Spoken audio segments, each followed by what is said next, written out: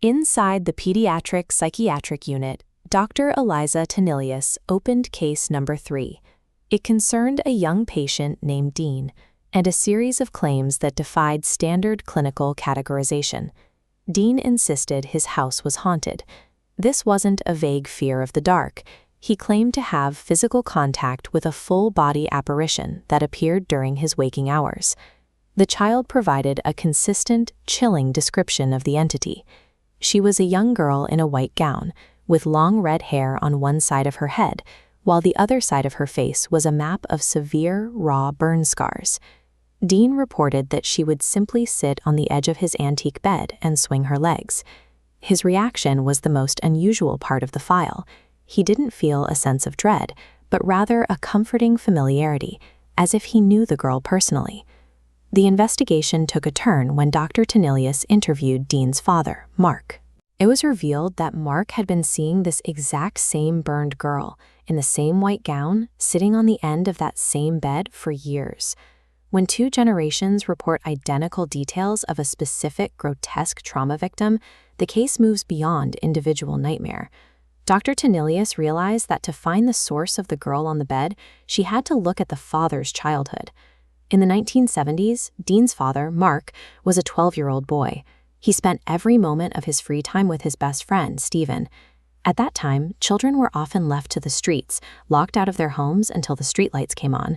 This cultural routine gave Mark and Stephen hours of daily unsupervised freedom to explore the bushlands and abandoned properties of their town.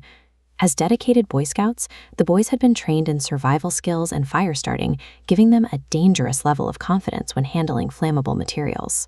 One afternoon, they hiked far beyond their usual trails and found an abandoned cricket ground. It was a site of total decay, featuring a half-rotten fence and a boarded-up canteen, completely hidden from adult eyes. They spotted a small maintenance shed secured with a heavy padlock. Mark and Stephen used a rock to smash the lock open, finally forcing their way into the dark, foul-smelling interior. This combination of isolation, childhood competitiveness, and scout training created a situation where the boys felt they could control elements far beyond their understanding. Inside the shed, they found a massive length of boundary rope and several oily, sealed barrels. The air was thick with the stench of damp rot and stagnant chemicals. They opened a barrel of blue kerosene and submerged the entire length of the boundary rope until it was fully saturated with the fuel. Mark and Stephen dragged the dripping rope out to a patch of long grass. They coiled it around to form a massive closed loop, stacking the kerosene-soaked rope on top of itself. The boys both stepped into the center of the ring. Their plan was to spark the fuel, then jump through the wall of fire before it became too intense. But the kerosene didn't just burn. It erupted. A blinding wall of heat and smoke instantly cut off their escape routes. Mark made a desperate, blind dive through the perimeter, rolling into the grass. Scorched and gasping, he managed to clear the circle of fire. Stephen followed moments later, but he didn't clear the flames. He collapsed into Mark's arms with catastrophic burns. He whispered a final joke about his hair, blinked twice, and passed away in the bushland. Mark was left alone with the body of his best friend. He would carry the weight of that afternoon for the rest of his life, a secret trauma that manifested later as a crushing dependency on alcohol and a paranoid fear of fire. Decades later, Mark's survival had turned into a permanent state of survivor's guilt. He was a man defined by what he had lost in that grass circle. Mark's primary way of interacting with his son, Dean, was through the lens of this trauma. He would often drink heavily and deliver intense, frightening warnings to the boy, obsessed with the idea that fire would eventually claim his son too.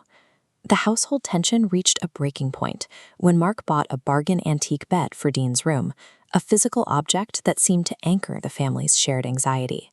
Dr. Tennillious suggested that Mark's constant, alcohol-fueled narration of his trauma essentially programmed the haunting. By constantly projecting his internal images of a burned child onto Dean, Mark created a shared psychological reality where the ghost became visible to them both. The entity Dean saw wasn't a random spirit. Her horrific burn scars were a perfect match for the trauma Mark had been describing and reliving for his entire adult life. This is why the girl on the bed didn't act like a monster. She was a reflection of the family's grief, a sad, quiet reminder of a childhood friend who never got to grow up. The kerosene circle proves that the most persistent hauntings aren't supernatural. They are the shadows cast by our parents' unspoken grief, finding a way to live on in the minds of the next generation.